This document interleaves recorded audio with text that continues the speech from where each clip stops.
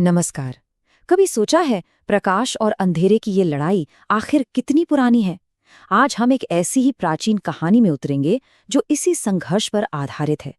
ये कहानी है मातृ नैना की, 3 नेत्रों वाली देवी, जिनकी नजर से सृष्टि का कोई भी राज छिपा नहीं है। तो चलिए इसी गहरे सवाल से शुरू करते हैं।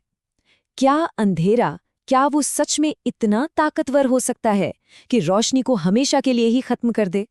यही सवाल इस पूरी कहानी के केंद्र में है। तो सबसे पहले बात करते हैं कहानी की नायिका की, मातृ नैना। आखिर उनकी इन 3 आंखों का राज क्या है और ये ही 3 आंखें उन्हें इतनी शक्ति देती कैसे हैं? देखिए, मातृ नैना कोई साधारण देवी नहीं है। वो खुद आदि शक्ति हैं। मतलब इस पूरे ब्रह्मांड की जो मूल ऊर्जा है वो। उनका स्वरूप इतना तेजस्वी है कि भूत, वर्तमान और भविष्य तीनों काल एक साथ उनकी नजरों के सामने रहते हैं। कुछ भी उनसे छिपा नहीं है। अब जरा इस स्लाइड पर उनके नेत्रों का प्रतीकवाद देखिए। यही तो उनकी शक्ति का असली स्रोत है। उनका दाहिना नेत्र, वो है सूर्य की तरह कर्म और सत्य का प्रतीक। बायां नेत्र, वो चंद्रमा की तरह शांत और करुणा से भरा है।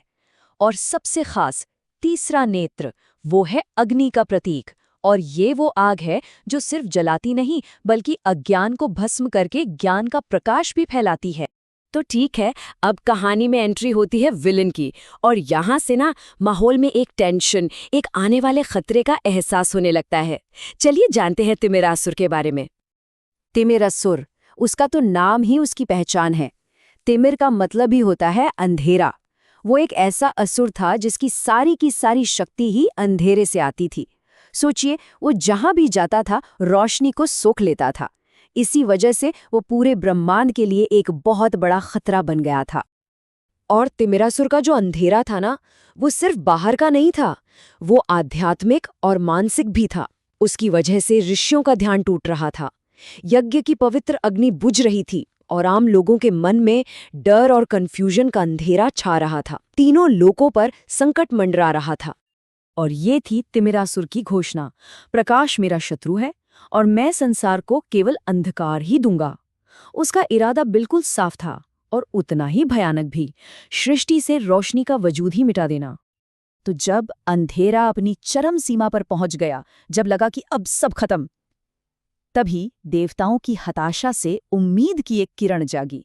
और यहीं से कहानी एक नया मोड़ लेती है। सारे देवता हताश होकर एक साथ हिमालय पहुंचे और उन्होंने आदिशक्ति से प्रार्थना की। उनकी पुकार में दुनिया को बचाने की वो आखिरी उम्मीद छिपी थी। ये एक ऐसी गुहार थी जिसमें अंधेरे को चीर देने की ताकत थी। और तब एक चमत्कार हुआ। देवी पार्वती के मस्तक से 3 दिव्य ज्योतियां निकलीं। पहले चंद्रमा की एक शीतल किरण, फिर उसमें आकर जुड़ी सूर्य की एक तेजस्वी रेखा, और फिर उन दोनों के बीच से उठी एक पवित्र अग्नि।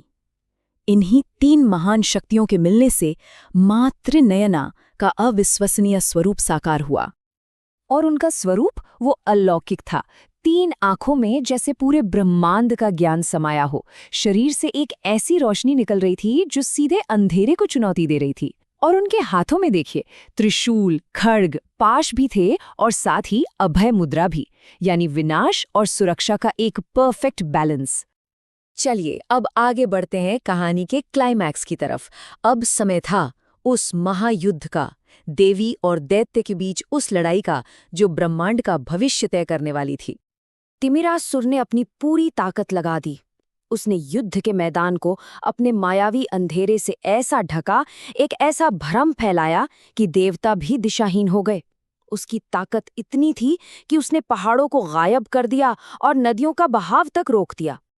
लेकिन तिमिरासुर शायद ये भूल गया था कि उसका सामना किससे है। जहां उसकी माया थी, वहां देवी की सर्वज्ञ दृष्टि थी। अपने 3 नेत्रों से मां त्रिनयना ने सिर्फ वर्तमान नहीं बल्कि भूत और भविष्य सब कुछ एक साथ देख लिया। असुर की हर एक चाल उन्हें पहले से ही पता चल गई। और ये था देवी का जवाब। जहां सत्य का नेत्र खुलता है वहां अंधकार का अस्तित्व नहीं रहता। इससे साफ पता चलता है कि उनका असली हथियार सिर्फ ताकत नहीं बल्कि सत्य और परम ज्ञान था। एक ऐसा सच जिसके सामने कोई भी भ्रम, कोई भी अंधेरा टिक नहीं सकता। और अब उस युद्ध का अंत, और उस अंत में छिपी एक बहुत गहरी सीख। ये सिर्फ एक असुर के खत्म होने की कहानी नहीं है, ये ज्ञान की जीत की कहानी है। जैसे ही माँ ने अपना तीसरा यानी अग्नि नेत्र खोला, ज्ञान की ज्वाला ऐसी भड़की कि उस दिव्य प्रकाश ने तिमिरासुर की माया को ऐसे भस्म कर दिया जैसे आग सूखी घास को जला देती है। असुर तो हैरान रह गया। वो चिल्लाया, मेरा भ्रम कहाँ चला गया? उसकी सबसे बड़ी ताकत, उसका अंधेरा, पल भर में खत्म हो गया। इस महान जीत के बाद माँ त्रिनयना भक्तों के लिए संकट विनाशिनी और बुद्धि की दात्री बन गईं। पर सबसे जरूरी बात, वो उस अंदरूनी ज्ञान, हमारी तीसरे नेत्र को जगाने की प्रेरणा बनी। वो रोशनी जो जिंदगी के हर अंधेरे में हमें रास्ता दिखाती है। तो इस पूरी कहानी का जो सार है ना, वो बस एक लाइन में है। बाहरी अंधेरा कितना भी घना क्यों ना हो, उसे आत्मज्ञान के प्रकाश से हराया जा सकता है। असली ताकत हथियारों में नहीं, बल्कि खुद को जानने में है। तो इस कहानी के बाद ये सवाल हमारे लिए है, अगर तिमिरासुर हमारे जीवन का डर, अज्ञान या भ्रम है, तो फिर हमारा वो तीसरा नेत्र क्या है जिसे खोलकर हम उस अंधेरे पर जीत हासिल कर सकते हैं?